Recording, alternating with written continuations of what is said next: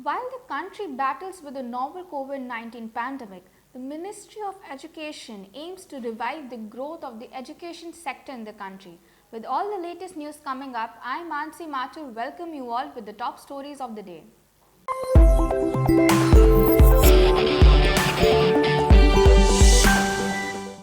The national capital Delhi reported a highest single-day spike in the number of coronavirus cases by recording more than 1,500 fresh cases in the last 24 hours. Upon knowing this, the Chief Minister of Delhi, Arvind Kejriwal, along with Delhi's Health Minister Satyendra Jain, chaired a meeting at CMO to take a stock of the situation.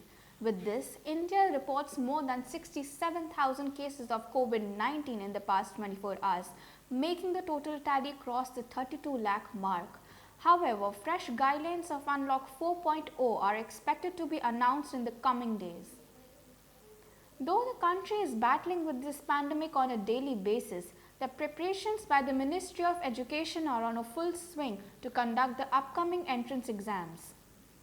The National Testing Agency (NTA) has increased the number of examination centers for the upcoming JEE and NEET exams. Along with this, NTA has also announced a new set of guidelines for students to be followed during the examination.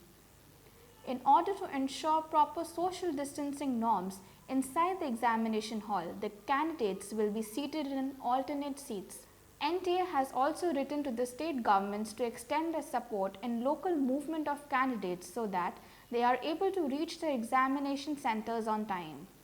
Moving on, global fraudster Nirav Modi, who fled away from India after extracting crores of rupees from Indian banks, now gets a notice from International Criminal Police Organization (Interpol). The organization has issued a global arrest warrant against Nirav Modi's wife in Punjab National Bank fraud case. Popularly known as the Global Arrest Warrant, the red notice allows the police of any country to provisionally arrest the person and take legal action upon the same.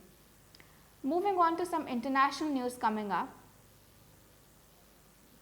Popular social media giant Facebook has blocked access of Thai group who posted critical remarks on the Thai monarch.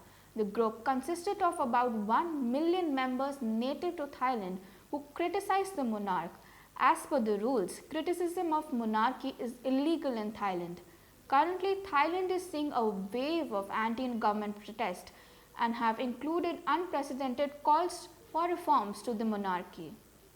Moving on to some positive news coming up. Popular cricketer James Anderson became England's fastest bowler to take up 600 test wickets.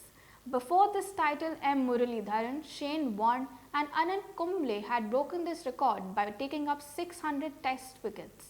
He achieved this title during the ongoing test match between England and Pakistan, wherein he dismissed Pakistan's cricket captain Azhar Ali on the 5th day. With that, we come to the end of this bulletin. Stay tuned for more updates and keep watching Snoopbox.